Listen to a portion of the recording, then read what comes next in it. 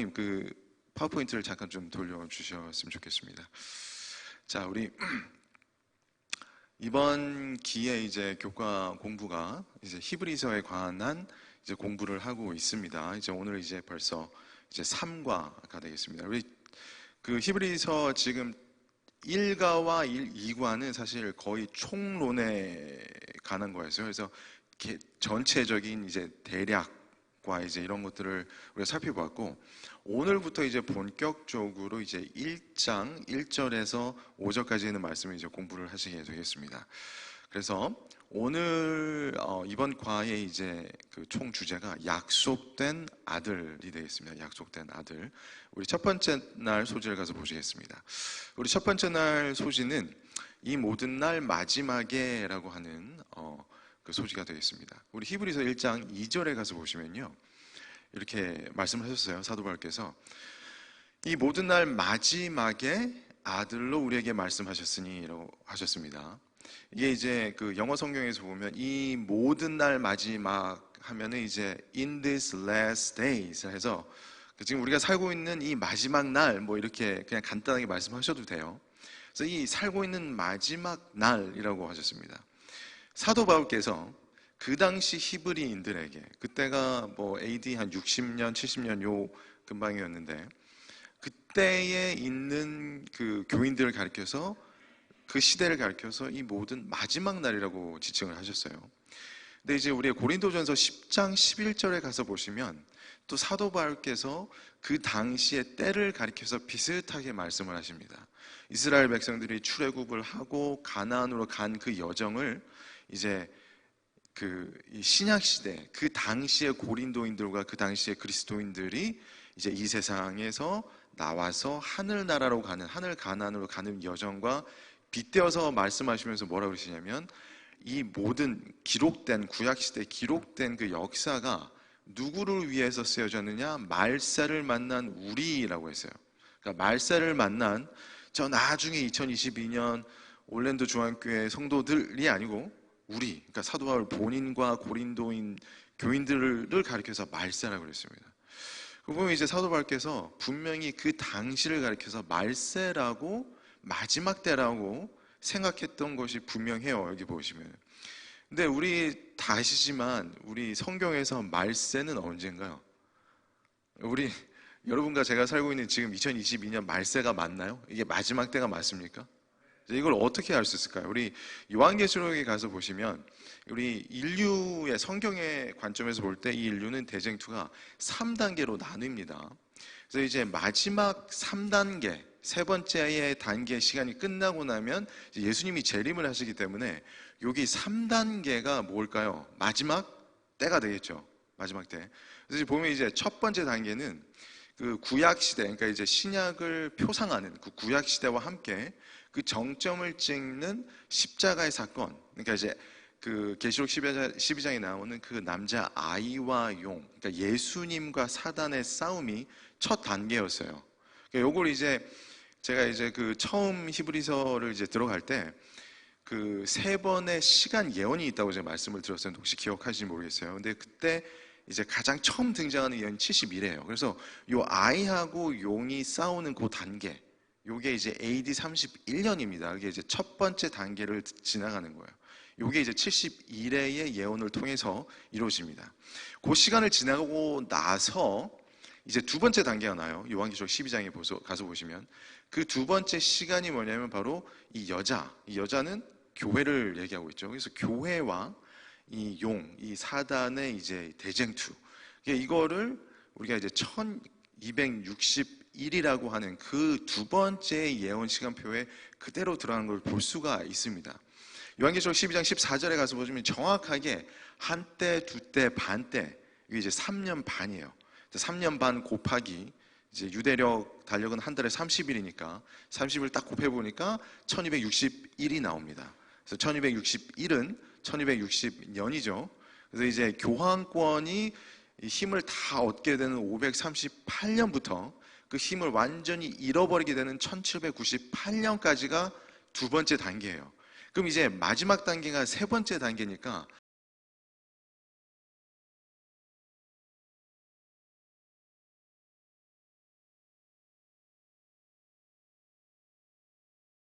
이 세 번째 단계는 몇 년도 이후일까요? 1798년 이후죠. 얘기하는 거예요. 1798년 얘기하는 거예요. 그래서 1798년 이후에 우리가 이제 무슨 일이 일어나느냐? 우리가 이제 그 70일에 1260일이고 마지막 그 시간 예언이 2300주야였어요. 그래서 2300주에 성소 정결이 그 1798년 이후에 일어나는 1844년이라는 것을 우리가 정확하게 이렇게 볼 수가 있습니다. 이것을 제가 왜 말씀을 드리느냐, 이제 보시면 이제 아시게 될 거예요. 그래서 지난번에 우리가 신앙의 이 시간표라고 이제 말씀을 드렸는데, 그래서 70일에 1260일, 2300주야 요 시간표는 우리 개인적인 신앙에도 적용이 된다라고 그랬습니다. 70일이라는 것은 우리가 예수님을 받아들이는 거예요, 그죠? 그래서 요거를 예수님을 받아들이면 예수님의 은혜를 우리가 입는 거고, 예수님의 그 희생을 우리가 받아들이지 않으면 은혜를 우리가 걷어차는 것이기 때문에 요 70일의 시간, 그러니까 성경에서 인류의 첫 번째 나오는 시간을 은혜의 시간이라고 우리가 생각할 수가 있습니다. 그죠? 그 다음에 나타나는 것은 1260일의 예언표라고 그랬어요. 1260년은 우리가 다 아시지만 로마 교황권의 핍박을 막 당하는 이제 우리 하나님의 진실한 백성들의 그 모습들이 다 나오잖아요. 그래서 요거는 시험과 핍박과 또 전쟁의 시간, 이렇게 보시면 되겠습니다. 그리고 이제 마지막에 나오는 것은 2300주야인데 요때 성소가 정결한다고 그랬어요. 모든 게 깨끗하게 된다고 그랬습니다. 요 마지막, 그러니까 이 모든 날의 마지막은 어느 시간표에 들어가게 돼 있어요? 그러면 70일에 1260일 지나고 2300주야 요 예언표에 이 마지막이 걸려 있다는 거예요. 그죠? 그죠? 자, 그러면은 잘 보시면 요 세 번의 이 시간표가 하늘에서도 정확하게 한번 일어났다는 것을 우리가 알 수 있어요. 왜냐하면 사단이 처음에 이제 그 죄를 가지고 이렇게 반항을 하기 시작할 때 예수님께서 이 부조화 선지자에서 보시면 예수님께서 사단에게 은혜를 주셨어요. 그래서 첫 번째 은혜의 시간이 있었습니다. 근데 루스벨이 그 은혜의 시간, 그 은혜를 받지 않고 걷어차 버렸어요. 그리고 나서 일어나는 그 광경을 보면 부조화 선지자에 가서 보시면 이제 그 사단이 이제 천사들의 3분의 1을 이제 시험하고, 그래서 이제 자신의 편으로 이제 이렇게 꿰고, 그래서 이제 다른 그 천사들을 핍박하고, 그래서 이제 하늘에서 전쟁이 일어났다라고 얘기를 하고 있습니다. 그것이 요한계시록 12장에 나오는 미가엘과 용의 싸움이에요. 그래서 전쟁의 시간이 일어납니다. 근데 전쟁의 시간이 끝나고 나서 부조화 선지자에서는 이 하늘이 다시 한번 정결하게 되었다라고 얘기를 해요. 바로 정결의 시간을 얘기합니다. 어떻게 정결하게 되었느냐? 그 죄를 가지고 있는 루스벨과 악한 천사들이 그 거룩한 하늘에서 어떻게 됐어요? 다 깨끗하게 쫓겨난 것을 가리켜서 이 정결하게 되었다라고 얘기를 했습니다. 우리가 이제 이것이 이 땅에서도 한번 정확하게 70일에 1260일 2300주의 예언을 통해서 쫙 이루어지는 것을 우리가 볼 수 있는데, 다시 한번 이 모든 것의 마지막은 몇 번째, 어느 예언표라고요? 2300주야의 정결의 시간, 그때라고 했습니다. 자, 요게 사실은 근데요, 우리 개인의 삶에도 적용이 된다고 그랬잖아요. 우리가 예수님을 받아들이는 것, 그것이 은혜의 시간이고, 우리 예수님을 받아들이고 내 안에 구주로 모시게 될 때 우리의 그 몸 안에서 일어나는 그 핍박과 시험과 이 전쟁의 시간이 다 이렇게 겪게 돼요. 그 시간을 다 겪고 나면 그때 하나님께서 우리의 몸에서 우리 마음에서 우리를 핍박하는 사단을 쫙 내쫓으시는 그 정결의 시간이 온다라고 얘기를 하고 계십니다. 자, 요 시간이 이스라엘의 역사에 그대로 이루어지는 것을 우리가 볼 수 있습니다. 자, 어떻게 볼 수 있냐면요, 우리 죄가 처음 들어올 때 누구를 통해서 들어왔어요? 그러니까 루스벨이 이 땅에서 이제 죄를 가지고 유혹을 할 때 누구를 통해서 죄가 들어왔다고 그랬어요? 사도 바울께서 아담을 통해서 죄가 들어왔다고 그랬잖아요. 그죠? 그래서 아담을 통해서 죄가 들어오게 되었을 때 이제 죽게 되었어요. 아담과 하와가. 근데 바로 죽어야 되는데 죽이지 아니하시고 하나님께서 어떻게 하셨어요? 짐승을 죽이시고 가죽을 벗기셔서 그 가죽에 가죽의 옷을 아담과 하와에게 덮으셨죠. 그 가죽의 옷이 바로 은혜의 옷을 상징하고 있어요. 그래서 죽게 되었지만 짐승이 죽어요. 그것이 예표하는 것, 상징하는 것은 예수님의 희생이잖아요. 그래서 예수님께서 죽으시고 그 은혜의 옷을 입는 것, 바로 아담과 하와의 삶을 통해서 우리가 70일의 시간이 이스라엘 시간표에 그대로 적용되는 것을 볼 수 있습니다. 근데 그 이후에 은혜를 받았지만 그 다음에 나타나는 많은 인류들, 특히 이제 이스라엘이 건국되고 이제 유다와 이스라엘이 분열이 되고 이제 왕국 시대를 쫙 지나갈 때 계속해서 진실한 하나님의 백성들을 핍박하고 시험하는 그 시험의 기간, 전쟁의 기간이 그 다음에 일어나는 것을 우리가 볼 수 있습니다. 그게 1260일이죠. 근데 이것의 정점, 마지막이 되는 때가 있어요. 언제냐면 십자가 사건, 약속된, 오늘과의 주제죠. 약속된 아들. 그 약속된 아들이 나타나셔서 십자가에서 달려 돌아가심으로써, 십자가 달려 돌아서 옆구리, 예수님의 옆구리가 찢어지면서 피와 물로 인해서 이 세상의 죄가 어떻게 돼요? 다 깨끗하게 정결하게 되는, 바로 정결의 시간이 나타나게 됩니다. 그게 어디예요? 2300 주야를 나타내고 있죠. 그래서 이 모든 날의 마지막이 히브리인들에게는 이 마지막이 어디를 찍는 거예요? 바로 마지막 십자가 사건, 정결의 시간을 나타내고 있는 것입니다. 그래서 우리가 이제 이 교과 공부를 볼 때 사도 바울이 왜 마지막이라고 했을까? 그 당시를 가리켜서, 왜냐하면 그때는 예수님께서 드디어 십자가에서 돌아가시면서 다 이루었다. 그러니까 모든 것의 세상의 죄를 깨끗하게 씻으시고 정결하게 만드셨다는 것을 선포하셨기 때문에 그 이후로는 이 세상의 그 이후로는 히브리인들에게 어떻게 돼요? 마지막 때가 되는 것입니다. 그것이 다시 한번 이루어지게 되는 거예요. 근데 이것이 우리에게 주는 거는 무엇이냐면, 교훈은 우리가 아침에 일어나셔서 제일 먼저 뭐 하세요? 제일 먼저 뭐 하시나요? 운동하시나요? 뭐 하시나요? 물 드시나요? 기도를 안 하시고 물을 먼저 드시나요? 우리 먼저 일어나시면 기도를 하시죠. 우리가 기도를 하시면서 오늘도 이렇게 새로운 하루를 주시고 이 은혜를 주신 것에 감사하는 거예요. 그러고 나서 우리가 하루를 살면서 얼마나 많은 이 사단으로부터 오는 핍박과 이 전쟁의 그 기간을 겪었습니까? 그렇죠?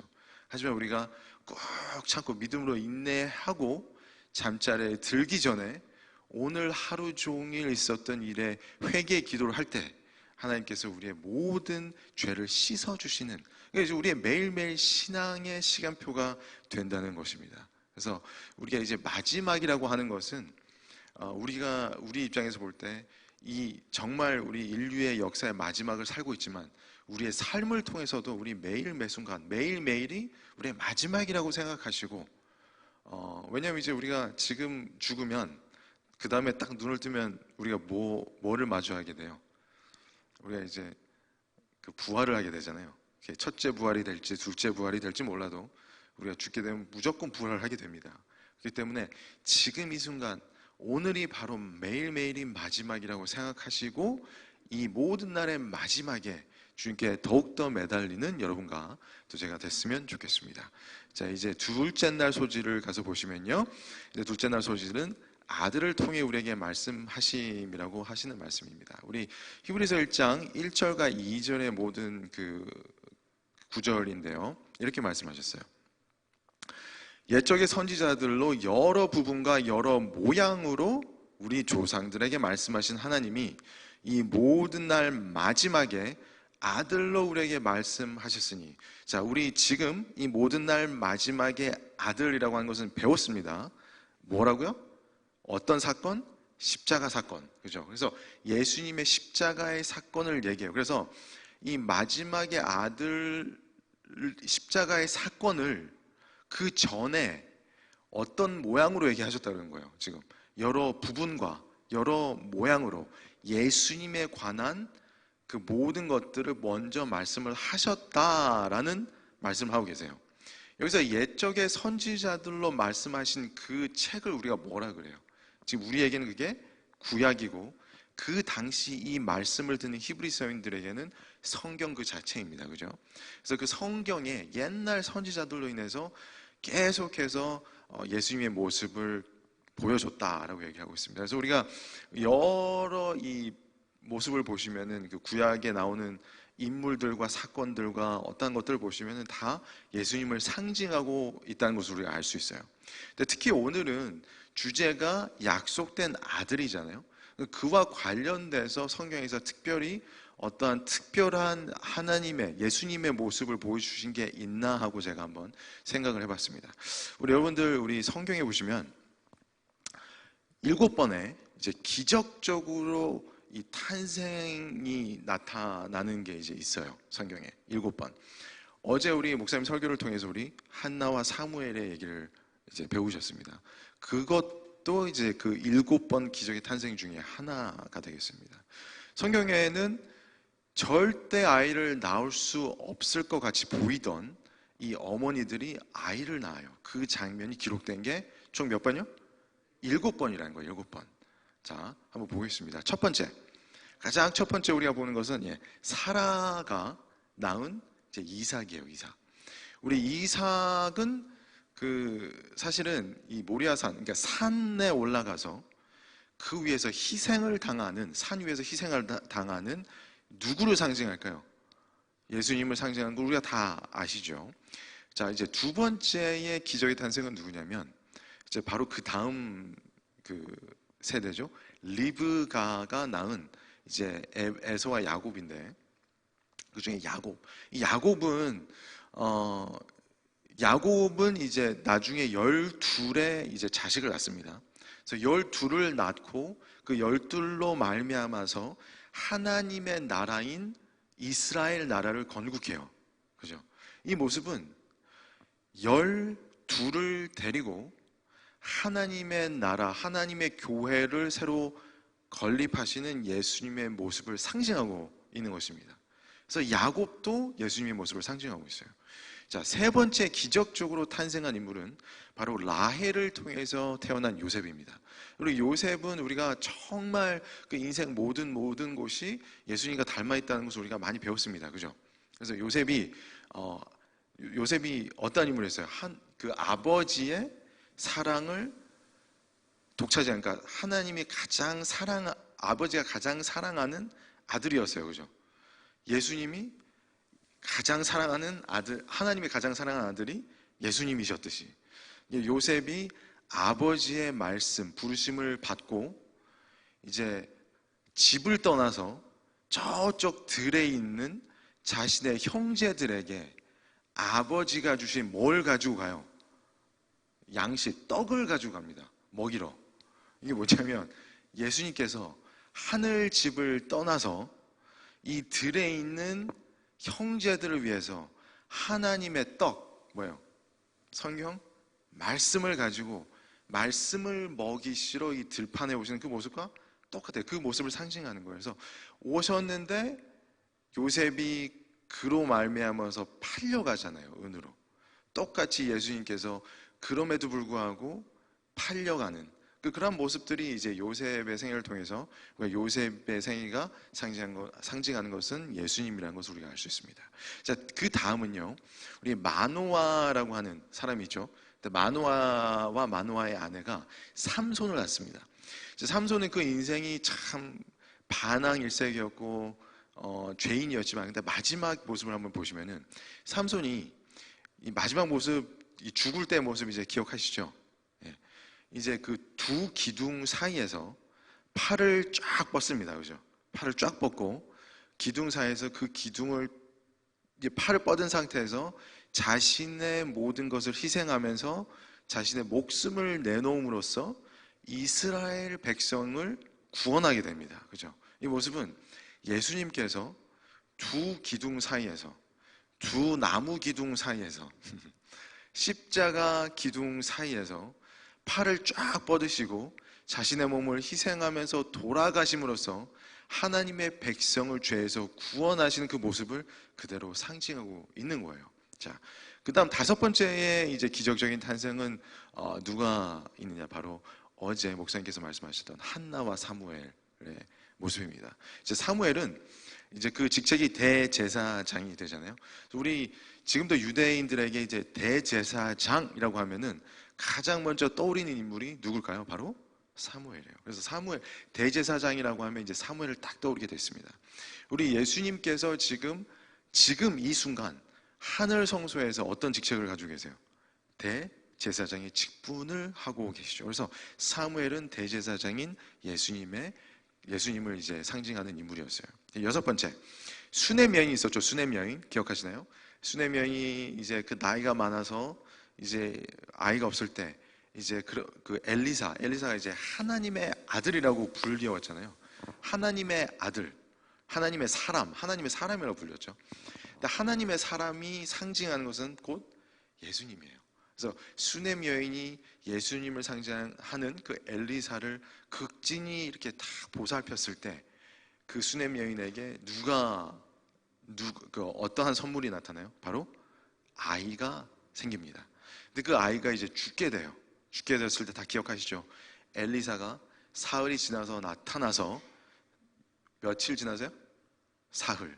3일 있다가 나타나서 엘리사가 이 죽은 아이를 다시 부활시킵니다. 이 모습은 바로 죽은 지 3일 만에 부활하는 아이, 바로 예수님을 상징한 그 어린 아이를 얘기하고 있어요. 이제 마지막으로 이제 기적적으로, 그러니까 절대 아이를 낳지 못하는 여인이 낳은 그 기적은 바로 엘리사벳이었습니다. 엘리사벳과 이제 침례 요한은요, 우리 예수님께서 말씀하셨잖아요. 선지자 중에서 이 요한보다 큰 자가 없다 그랬잖아요. 근데 정말 선지자 중에서 정말 가장 위대한 선지자가 누구예요? 예수님이시잖아요. 그죠?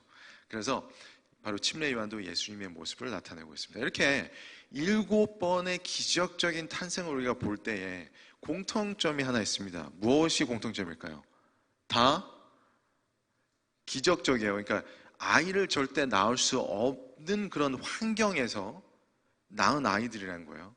근데 이 아이들의 성별이 다 뭐예요? 다 남자예요, 남자. 그게 공통점이고, 또 이 아이가 낳기 전에 그냥 순풍 낳은 게 아니라 그 전에 무엇이 주어졌어요?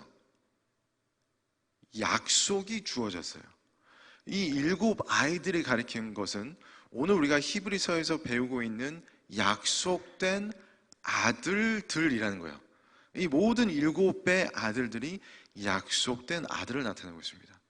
그래서 우리가 여기서 볼 수 있는 것은 약속된 아들이라는 것은 우리가 예수님이라는 걸 다 알 수 있지만 벌써 여러 모양과 여러 모습으로 예전에 선지자들로 인해서 이렇게 말씀하셨다는 것은 바로 이 모든 인물들을 통해서 약속된 아들이 상징을 다 하게끔 이렇게 인물들을 통해서 이렇게 보여주셨다는 것입니다. 이것을 볼 때 우리가 우리의 이 신앙생활에서 이제 그 주의를 이렇게 우리가 이제 깨달아야 될 교훈은 뭐냐?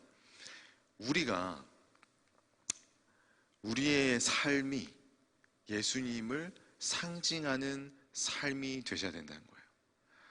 우리가 이제 남자분들이 계시잖아요. 우리는 바로 예수님을 상징하는 그러한 아들들이 돼야 돼요. 여자분들은 어떻게 해요? 여성분들은 여기 제가 다 이렇게 올려놨지만 남자 이름, 아버지 이름 하나도 없죠? 다 어머니들 이름이에요. 이 약속된 아들을 낳은 위대한 어머니가 이 여성분들이신 거예요. 그러니까 이제 우리가 우리의 그 신앙생활 할 때 남자분들 예수님을 본받는, 예수님을 상징하는 그런 믿음이 되시고 생활을 하시고, 또 여성분들은 아들이 장성하고 아들이 없으신 분들은 우리 남편을 보시면서 이런 왼수 이렇게 생각하지 마시고 예수님 같은 모습으로, 예수님을 상징하는 그런 모습으로 바꿀 수 있게 그러한 기도를 하시는 여러분들이 되시면 좋겠습니다. 자, 우리 이제 여기서 교과책에서 이런 말씀이 나와요. 이 약속된 아들이 사실 가장 먼저 이제 기록된 것이 창세기 3장 15절의 말씀입니다. 창세기 3장 15절의 말씀이 이제 그 뱀의 후손과 또 여자의 후손 이렇게 나오잖아요. 그래서 이제 우리가 원복음이라고 그러나요? 그게 이제 가장 처음 복음이라고 얘기를 하죠. 그것이 바로 약속된 아들이 가장 먼저 기록된 거예요. 근데 이제 부조선지자 시대성에 가서 보시면은 화이프님께서 뭐라고 기록하셨냐면, 아담과 하와가 그들이 낳은 아이가 누구이기를 바랬어요? 약속된 아들이기를 바랬어요. 근데 우리가 다 아시지만 그 아담과 하와가 낳은 그 아들이 가장 첫 맏아들의 이름이 뭐예요? 누구였어요? 누구요? 가인이잖아요. 가인. 그죠? 가인이 약속된 메시아의 상징을 했나요? 아니죠. 인류 최초의 살인자가 됐어요. 근데 왜 살인을 하게 됐을까요? 왜? 그의 죄 때문에, 그 마음에 일어나는 죄 때문에. 그죠? 그래서 그 죄로 인해서 아벨이 죽게 됩니다. 아벨이. 그 아벨이 죽고 나서 그 다음에 나타나는 인물이 있어요. 아들이 또 주어집니다. 그 아들의 이름이 뭐예요? 셋이죠. 그래서 우리가 이것을 볼 때 이제 요렇게 이제 나옵니다. 그래서 가인이 먼저 나오고, 가인이 그 죄로 인해서 아벨을 죽여요. 그 아벨이 죽고 나서 다른 아들인 셋이 살게 됩니다. 자, 이게 무엇을 나타내냐면요, 사실 그러니까 가인은 죄를 인류에 가장 먼저 들고 와서 실행에 옮기는, 누구를 죽게 만드는 사람을 나타내요. 그래서 이 가인으로 말미암아서 죄 없는 아벨이 죽었다는 것은 사단, 루스벨로 인해서 죄 없는 누가 죽어요? 예수님이 죽으시잖아요. 예수님이 죽으심으로 인해서 누가 살아나요? 누가? 하나님의 백성이 살게 되는 것을 나타내고 있습니다. 그래서 가인이 사단을 상징하고 있고, 아벨이 예수님을 상징하고, 셋이 하나님의 교회를 상징하고 있습니다. 그래서 가인을 통해서 아벨이 죽고 셋이 사는 것은 사단으로 인한 그 죄로 인해서 죄 없는 예수님이 돌아가시고 그로 인해서 여러분과 제가 살게 되는 이 모습을 바로 첫 번째 모습에서 볼 수가 있는 거예요. 근데 이 모습을 모른 채 아담과 하와는 그 첫 번째 나타난 그 가인을 뭐라고 생각했다고요? 약속된 아들이라고 생각했다는 거예요. 그렇게 바랐고 그렇게 믿었다는 거예요. 근데 잘 보시면 이 장면이 한번 다른 인물들 통해서 또 반복됩니다. 약속된 아들이 아브람과 사라에게 약속이 되죠, 아들이. 근데 이들이 이제 그들의 그 편법을 통해서 이스마엘이 태어나요. 그래서 그 이스마엘을 가리켜서 뭐라고 생각했어요, 이들이? 아, 이스마엘이 바로 약속된 아들이다라고 생각하죠. 이게 우리에게 주는 교훈이, 우리가 이것을 잘 알아야 되는 이유가 뭐냐면요, 우리도 마지막 때 우리에게 약속된 아들이 있어요. 우리가 제7일 안식일 예수 재림 교인이잖아요. 우리에게 약속된 것은 다시 아들이 오신다는 거예요. 오신다. 근데 우리가 이거를 잘 공부해 놓지 않으면 우리도 가인을 보고 이스마엘을 보고 약속된 아들인 줄 착각할 수 있다는 거예요. 마지막 때 사단이 인류 택하신 자도 미혹하게 한다라고 할 때 가장 극심한 미혹은 화이부인께서 사단 본인이 재림 예수님, 자신이 영광스러운 예수님인 것처럼 등장하는 그 모습이라 그랬어요. 우리가 믿음 안에서, 하나님의 말씀 안에서 우리의 믿음의 기초를 하고 있지 않으면, 약속된 아들과의 관계를 해놓지 않으면 가인을 보고 이스마엘을 보고 약속된 아들이라고 이렇게 속았듯이 아담과 하와 아브라함이, 우리도 사단이 예수님인 것처럼 재림하는 그 예수님을 보고 진짜 약속된 예수님인 줄 우리가 속을 수 있다는 말씀입니다. 그래서 그것을 우리가 대비하기 위해서는 정말 지금부터 이 개인적인 그 관계를 예수님과 맺어야 된다는 것입니다. 자, 이제 셋째 날로 가시면요, 이는 하나님의 영광의 광채시오라고 하는 그 공부인데요, 히브리서 1장 3절입니다. 이는 하나님의 영광의 광채시요 그 본체의 형상이시라라고 되어 있습니다. 여기서 이제 형상, 본체의 형상이라는 그 단어가, 이 형상이라는 단어가 이제 헬라어로 보면 카락테르라는 단어예요. 카락테르. 근데 이제 영어에 캐릭터라는 그 단어 아시죠? 캐릭터가 그 카락테르에서 나왔어요. 이 캐릭터는 무슨 뜻이에요? 우리가 잘 알듯이 성품, 품성을 얘기하잖아요. 캐릭터. 그죠? 근데 그게 카락테르가 또 정확하게 영어로 뭐라고 번역이 되냐면 exact expression 이렇게 돼 있어요. 그러니까 정확한 표현됨 이렇게 돼 있어요. 그래서 이 말씀은 하나님의 영광을 정확하게 표현해낸 무엇으로 말미암아? 품성으로 말미암아 정확하게 표현해낸 분이 누구라는 거예요? 예수님이시라는 것입니다. 그러면 하나님의 영광이라는 것은 예수님께서 보여주신 그 품성이 정확하게 하나님의 영광을 표현해냈다라고 하는 건데, 그러면 예수님의 품성은 어떠한 것일까? 그 특징은 교과책에서 이렇게 말씀을 하고 계세요. 자신을 낮추신 하나님의 독생자. 이제 하나님 우편에 앉아서 이 모든 우주를 이제 관장하는 예수님, 이 만왕의 왕이신 예수님께서 자신을 이 땅 끝까지 낮추신 바로 그 예수님의 품성이 하나님의 영광이라는 거예요. 그러니까 우리가 하나님의 영광을 우리가 반사하는 그리스도인이 되시기 위해서는 우리도 또한 어떻게 해야 된다는 거예요? 우리의 몸을 낮추셔야 되는 거예요. 우리가 이제 그런 유혹에 많이 빠지죠. 우리가 이제 성경 공부를, 교회에서는 또 그래요. 성경 공부를 하고 또 교회 일을 할 때 내가 막 많이 아는 것 같고 내가 하는 말이 다 맞는 것 같을지라도 어떻게 돼요? 겸손함으로써 자신을 낮추시는 그러한 그 모습을 가져야 되는 게 바로 우리가 하나님의 영광을 나타낼 수 있는 그리스도인이라는 것입니다. 우리는 이제 이 세상의 빛과 소금이라고 하잖아요. 그 빛이 누구의 빛일까요? 이 영광의 빛을 나타내고 있어요. 이 영광의 빛을 나타낸다는 것은 비단이 교회뿐만 아니라 우리가 관계를 맺고 있는 우리의 이웃들과 우리의 가족들과 또 우리의 직장 생활에 이제 직장 그 동료들과 친구들과 다 모두를 봤을 때 우리의 이 모습을 우리가 낮추는 그 모습을 볼 때 진정으로 하나님의 영광의 빛을 바라는 사람이 된다라는 것입니다. 자, 이제 넷째 날 이제 소지는요.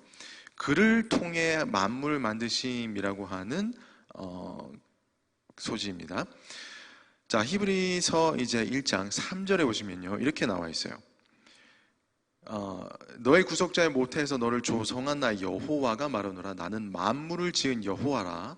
나와 함께 한 자 없이 홀로 하늘을 폈으며 땅을 베풀었고 라고 말씀하셨습니다. 이게 이제 이사야서 44장에 나오는 말씀이거든요. 그래서 이사야서 44장, 그러니까 구약 성경에서 대표적인 이사야서에서는 하나님께서 어떻게 이 세상을 창조하셨는가, 나와 함께 한 자 없이 누구 혼자서 본인 홀로 하늘을 폈고 땅을 베풀었고 혼자서 이 만물을 지었다 그랬어요. 그래서 나 혼자 유일신이신 유일한 하나님께서 이 세상을 창조하셨다라고 하셨습니다. 근데 이제 히브리서에 가서 보시니까 뭐라고 나오냐면 그 아들 말씀하시잖아요. 마지막에 그 아들 얘기하시면서 그 아들로 말미암아서 모든 세계를 지으셨다라고 하신 거예요. 이게 이 말씀을 히브리인들에게 왜 이렇게 말씀을 하셨냐면 히브리인들은 이 구약 성경을 통해서 유일신을 믿는 사람들이었어요. 그래서 하나님 아버지 홀로 하나님이시다. 이 모든 만물 지으신 창조주이시다라고 믿고 있는 사람들이었어요. 근데 이제 아들 예수님이라는 그거를 이제 이해를 못하는 거예요. 아들 예수님이신데 이 예수님도 하나님이시다. 이것을 이해를 못하는 거예요, 사람들이. 그래서 사도 바울이 그 아들이 이 세상을 만드셨다 함으로써 그 아들이 곧 누구와 같다는 말이에요.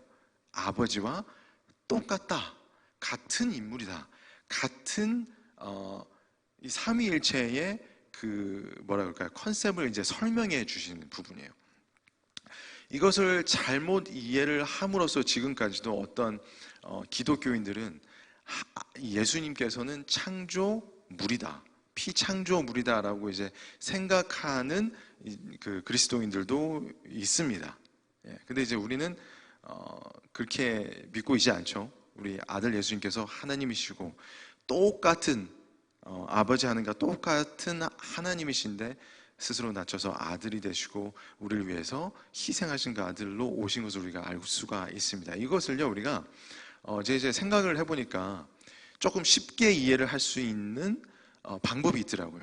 자, 제가 한번 이 말씀을 보시면요, 우리 방금 전에 보셨던 히브리서 1장 3절에 나왔던 사도 바울이 하신 말씀, 그 아들로 인해서 이 모든 만물이 지음을 받았다라는 말씀이 요한복음 1장 1절에 있는 말씀과 굉장히 흡사해요. 그러니까 요한복음 1장 1절을 우리가 다 아시죠? 태초에 말씀이 계시니라. 그 말씀이 하나님과 함께 하셨는데 그 말씀 자체가 하나님이셨고 그로 인해서 모든 것이 지어졌다. 아까 히브리서 1장 3절의 말씀과 똑같습니다. 그죠? 그럼 이 말씀이 도대체 누구인가? 예수님께서는 본인을 가리켜서 요한계시록 22장에 나는 알파와 오메가라 그랬잖아요. 왜 알파와 오메가? 알파와 오메가는 이 영어로 가리키면 A와 Z라는 뜻이에요. 그래서 헬라어로 쓰여졌잖아요, 이 성경이. 그 모든 것이 기록된 처음부터 끝까지 다 본인 예수님이다 라고 말씀을 하시는 거예요. 그래서 곧 알파와 오메가라고 하는, 나는 A부터 Z다, 철자를 이렇게 딱 말씀해 주심으로 인해서 이 기록된 말씀이 본인이 예수님이다라고 말씀을 하고 계신 거예요. 또 이 처음과 나중과 시작과 끝이라 그랬잖아요. 우리가 처음에 시작하면서 봤던 이 대쟁투의 시간이 있는데 사실 여기보다 더 처음이 있고 여기보다 더 마지막이 있습니다. 첫 번째 가장 처음은 어디였냐면은 하늘에서 미가엘과 용의 싸움이었어요. 이게 가장 처음이었어요. 그리고 마지막 3단계 끝나고 나서 다니엘서 12장에서 보면 대군 미가엘이 내려오신다고 그랬어요. 시작과 끝이 누구로부터 시작해서 누구로부터 끝나요? 미가엘로 시작해서 미가엘로 끝나게 되는. 그래서 이 미가엘이 누구라는 거예요? 예수님이시라는 겁니다. 자, 요걸 이제 쉽게 우리가 이제 요거를 이제 뭐라고 하냐면 우리가 재림교회에서 Great Controversy, 그러니까 대쟁투. 다른 어느 교회에서도 이걸 이해를 못해요. 근데 재림교회에서는 이 대쟁투라는 이 관점, 이 개념을 잘 이해를 하고 있습니다. 자, 요거를 이제 쉽게 한번 풀을 해보면요, 이 말씀, 여러분 이 말씀이라는 그 단어 혹시 아시나요? 영어로 뭘까요? 말씀. 그러니까 성경 말씀들 할 때 뭐라 그래요 우리가? Bible, verses 하죠. 그래서 verse 하면은 그게 바로 말씀입니다. 근데 이 말씀이 아까 나 홀로 지으셨다 그랬잖아요. 그러니까 유일하신 말씀이잖아요. 유일하신. 그럼 단 하나밖에 없는 단 하나의라고 하는 그 영어의 단어가 있습니다. 그 전미사가 있어요. 혹시 아시는 분 계시나요? uni, 그죠? uni. 그래서 우리가 uniform 하면 뭐예요? 하나의 형태. 그래서 우리가 유니폼을 입으면 다 똑같은 옷을 입고 있는 그런 뜻이잖아요. 그래서 앞에 uni가 됩니다. 그러면 uni, 하나의 말씀, 이 두 단어를 합쳐보면 뭐가 나올 거예요? universe. 그죠? universe가 무슨 뜻이에요? 온 우주, 만물을 나타내는 거예요. 그러니까 이 한 말씀, 예수님은 universe, 온 우주, 온 만물 그 자체이시자 그 만물을 지으신 분이라는 것입니다. 근데 이 말씀에 반대하는 자가 나타났어요. 이 반대하다라는 뜻의 영어 단어 혹시 알고 계시나요? 반대하다. contra라고 들어보죠. contra. 앞에 contra가 딱 붙으면 뭐뭐에 반대하다라는 뜻이에요. 그럼 말씀에 반대하는 인물을 합치면 뭐가 될까요? controversy 되죠. controversy가 그러니까 누구예요? 루스벨 사단이 되는 겁니다. 그죠? 왜냐면 verse가 예수님 말씀이시니까. 말씀에 반대하는 자는 누구예요? controversy는 바로 사단이 되는 것입니다. 그로 인해서, 사단으로 인해서 아까 뭐라 했어요? controversy. the great controversy. 뭐라고요? 대쟁투. 그래서 사단으로 인해서 대쟁투가 일어나는데, 그럼 그 대쟁투의 핵심이 무엇이냐? 이 말씀을 반대했다 그랬잖아요. 근데 그 말씀을 통해서 성경에서는 무조건 그 말씀이라는 모습이 나와서 그 말씀을 뭘 했다 그랬어요? 이 모든 우주를 만드셨다. 창조주의 하나님을 이렇게 말씀하시면서 그 부분을 가리켜서 말씀이라 그랬단 말이에요. 그러면 controverse가 되려면 그 말씀의 핵심을 반대해야 되겠죠. 그 핵심은 창조주가 나타나 있는, 하나님께서 우리의 창조주가 되신다는 그 모습이 나타나 있는 계명이 몇째 계명이에요? 넷째 계명이죠. 안식일 계명이에요. 그러니까 한마디로 controverse는 말씀에 반대하는 자가 일으킨 controversy, 이 대쟁투는 뭐를 통한 대쟁투라는 거예요? 안식일 계명을 반대하는 대쟁투라는 것입니다. 다른 어느 교회에서도 이걸 이해를 하지 못하지만 우리는 예언의 신이라는 이 영감의 말씀을 통해서 이해를 할 수가 있는 것입니다. 자, 이제 마지막인데요. 이제 오늘 내가 너를 낳았다라고 하시는 이 말씀입니다. 이제 하나님께서 예수님을 가리켜서 내가 너를 낳았다라고 말씀을 하셨어요. 근데 이 말씀을 우리가 이제 시편 2편 7절에 보시면 그대로 나와 있는 것을 볼 수가 있습니다. 너는 내 아들이라 오늘날 내가 너를 낳았도다라는 말씀이 있어요. 누구를 가리켜서 이 말씀이 있느냐? 이러한 사람들, 어떤 사람들? 철장으로 저희를 깨뜨리고 질그릇같이 부수는 사람들을 가리켜서 내 아들이라고 그랬어요. 그러니까 원수를 철장으로 부수고 질그릇처럼 부수는 사람들을 가리켜서 내 아들이라, 내가 너를 낳았도다 라고 말씀하셨습니다. 근데 이 철장과 질그릇처럼 부수리는 부분이 요한계시록 2장에 있습니다. 예수님께서 철장을 가지고 질그릇을 깨뜨리는 것 같이 너희에게도 하겠다라고 말씀하셨는데, 그 대상이 누구냐면 바로 두아디라 교회 교인들이었어요. 우리 두아디라 교회는 어떤 교인이었어요? 교회는 어떤 교회였어요? 특징, 핍박받는 교회였습니다. 고난받는 교회였어요. 그러니까 이 말씀은 뭐냐면, 다 종합해서 보시면 예수님께서 고난받고 핍박받는 교인들을 향해서 내가 너를 낳았다, 너는 내 아들이다 라고 말씀하시는 부분이란 말이에요. 우리가 지금 이 전염병원에서 핍박을 받고 있어요.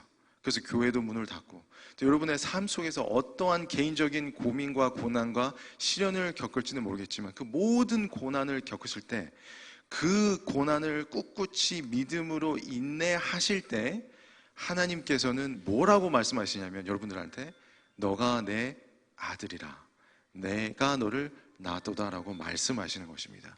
그래서 여러분과 제가 이 고난을 이김으로써 무엇이 될 수 있다는 것이에요? 하나님의 아들이 될 수 있다는 것을 히브리서에서 우리에게 말씀해 주고 계시다는 것입니다. 그래서 히브리서 1장의 말씀은 종합해 봤을 때 이 아들, 예수님에 관한 것이지만 그 예수님께서 우리를, 예수님을 상징하고 표상하는 예수님의 모습으로 바꾸실 수 있다는 것을 우리가 히브리서를 통해서 배우실 수 있었다는 것입니다. 자, 이 말씀을 생각하시고 또 안식일 잘 보내시는 우리 모든 여러분이 되셨으면 좋겠습니다. 우리 목사님 나오셔서 축도해 주시고 안식일 학교 마치겠습니다.